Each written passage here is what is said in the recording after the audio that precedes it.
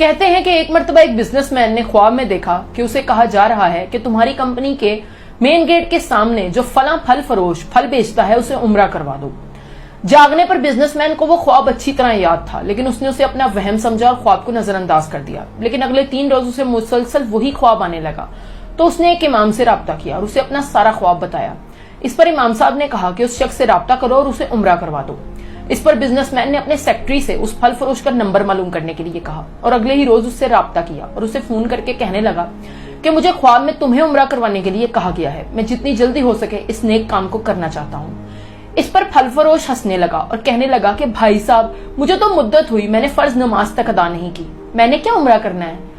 اس پر business man اصرار کرنے لگا تو پھل فروش کافی بحث کے بعد مان گیا اور کہنے لگا ٹھیک ہے میں عمرہ کرنے کے لیے تیار ہوں، لیکن میرے سارے اخراجات تم اٹھاؤ گے۔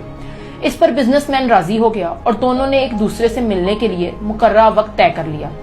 اگلے روز جب وہ دونوں ایک دوسرے سے ملے تو بزنس مین اس کی شکل و صورت اور وضاحت دیکھ کر ہی پہچان گیا کہ یہ شخص زیادہ مذہبی نہیں لگتا۔ اسے بہت تعجب ہوا کہ اسے خواب میں اس شخص کو عمرہ کروانے کے لیے کہا گیا ہے، لیکن جو بھی ہے دونوں عمرے کے لیے روانہ ہو گئے۔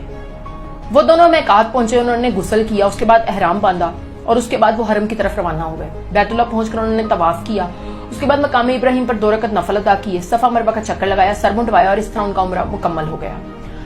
جب وہ واپسی کی تیاریاں کر رہے تھے تو ایک دن حرم سے نکلنے سے پہلے پھل فروش نے بزنس مین سے کہا کہ میں حرم سے جانے سے پہلے 2 رکعت نفل ادا کرنا چاہتا ہوں۔ اس پر بزنس مین کو کیا اعتراض ہونا تھا؟ اس نے کہا پڑھو نفل، بہت شوق سے پڑھو۔ پھل فروش بزنس مین کے سامنے ہی نفل ادا کرنے لگا، لیکن جیسے ہی وہ سجدے میں گیا اس کا سجدہ بہت لمبا ہونے لگا۔ اس پہ بزنس مین نے اس کو ہلا کر دیکھا تو کوئی حرکت نہیں ہوئی۔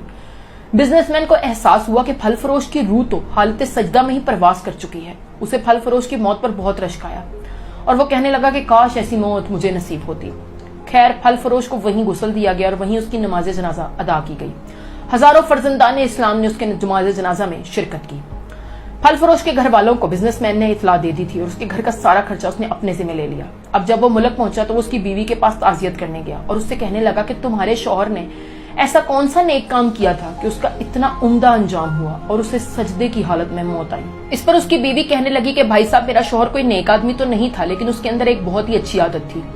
ہمارے گھر کے پاس ہی ایک بیوہ عورت اپنے چھوٹے چھوٹے بچوں کے ساتھ رہتی ہے۔ میرا شوہر جب بھی اپنے بچوں کے لیے کوئی کھانے پینے کی چیز لاتا تھا تو ساتھ ہی ان بچوں کے لیے بھی لے کر آتا تھا اور اس کے دروازے پر رکھ کر کہتا تھا کہ بہن میں نے باہر کھانا رکھ دیا ہے تم اسے اٹھا لو۔ اس پر بیوہ عورت باہر نکلتی اور آسمان کی طرف دیکھ کر دعا کرتی کہ اے اللہ اس نے میرے بھوکے بچوں کو کھانا کھلایا ہے، اس کا خاتمہ ایمان پر کرنا۔